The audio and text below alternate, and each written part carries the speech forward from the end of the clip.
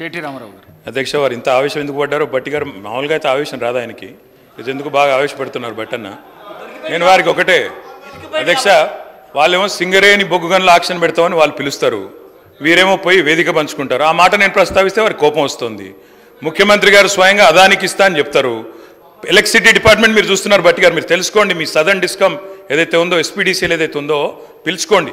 మన ఓల్డ్ సిటీలో గొడవలు అయినాయా లేవా, బిల్లు కనెక్షన్కి పోతే అదానీ మనుషులు వచ్చినారని చెప్పి ఇంటెలిజెన్స్ రిపోర్ట్ ముఖ్యమంత్రి గారికి రోజు వస్తుంది. తెలుసుకోండి, గొడవలు అవుతున్నాయా లేవో తెలుసుకోండి. ఓల్డ్ సిటీ శాసనసభ్యులతో మీటింగ్ పెట్టండి, వారి భయాలు తప్పని చెప్పండి. అంతేగాని మా మీద ఎదురుదాడి చేస్తే ఏమొస్తుంది? అయ్యా, ఇప్పుడు మేము ఏమన్నా తప్పులు చేసింటే, పొరపాట్లు చేసింటే దానికే కదా మమ్మల్ని శిక్షించి ఇక్కడ కూర్చోబెట్టారు. ఇప్పుడు మీరు సరిగ్గా చేయండి. మేమేమంటున్నాము, డిస్కామ్లు ప్రైవేటీకరణ చెయ్యము అని కుండబద్దలు కొడుతూ ముఖ్యమంత్రి గారు మీరు స్టేట్మెంట్ ఇవ్వండి. అదానికి అప్పచెప్పము అని స్టేట్మెంట్ ఇవ్వండి. అదానికి బెదరము అని స్టేట్మెంట్ ఇవ్వండి. అది ఎందుకు మాట్లాడట్లేదు మీరు? ఎందుకు భయపడుతున్నారు? ఎవరి కోసం భయపడుతున్నారు? మళ్ళీ ఎదురుదాడి ఎందుకు దాని మీద? దయచేసి నేను మిమ్మల్ని కోరేది ఒకటే, మేము ఆనాడైనా ఈనాడైనా పబ్లిక్ సెక్టర్ అండర్టేకింగ్స్ విషయంలో వీ హ్యావ్ అబండెంట్ క్లారిటీ.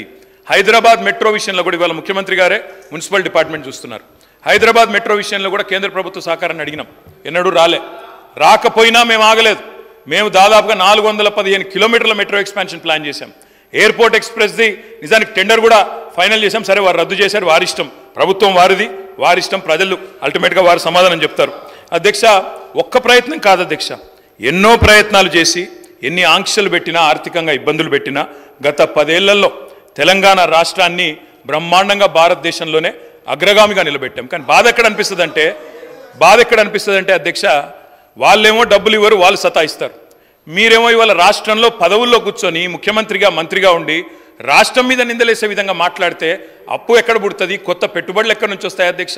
బ్రహ్మాండంగా ఉన్న రాష్ట్రాన్ని దివాలా తీసింది, ఇన్ని వేల కోట్ల అప్పు, ఇంత కడుతున్నా అంత కడుతున్నా అని స్వయంగా ప్రభుత్వ పెద్దలే మాట్లాడితే రేపు ఎవరైనా వస్తారా అధ్యక్ష మన దగ్గరికి? దయచేసి నేను మిమ్మల్ని కోరేది ఒకటే అధ్యక్ష, గౌరవ సభ్యులకి కేంద్ర ప్రభుత్వం, భారతీయ జనతా పార్టీ నాయకత్వంలో కేంద్ర ప్రభుత్వం నిన్న ప్రవేశపెట్టినటువంటి బడ్జెట్లో ఈ రాష్ట్రానికి చేసినటువంటి అన్యాయం గురించి మాట్లాడటానికి సిద్ధంగా లేరు. వారు దాని గురించి మాట్లాడితే కేంద్ర ప్రభుత్వానికి ఎక్కడ కోపం వస్తుందో, లేకపోతే భారతీయ జనతా పార్టీకి ఎక్కడ కోపం వస్తుందో అని అసలు అంశాన్ని పక్కన పెట్టి ఆవు కథలాగా మళ్ళీ మొదటికి వచ్చి ఈ చర్చ వదిలిపెట్టి మిగతా అన్ని మాట్లాడుతూ ఉన్నారు. ఎన్నిసార్లు అధ్యక్ష నేను విజ్ఞప్తి చేసిందో? 3 సార్లు విజ్ఞప్తి చేశాను.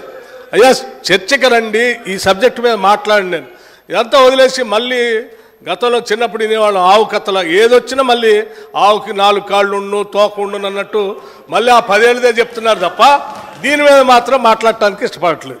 దయచేసి సార్, నేను మీ ద్వారా మరొక్కసారి వారిని విజ్ఞప్తి చేస్తాను, దయచేసి ఈ సబ్జెక్టు మీద మీకు నిజంగా రాష్ట్ర ప్రయోజనాలపైన ఏమాత్రం ప్రేమ ఉన్నా, రాజకీయ ప్రయోజనాలు కాదు మాకు, రాష్ట్ర ప్రయోజనాలే మాకు ముఖ్యమైనవి.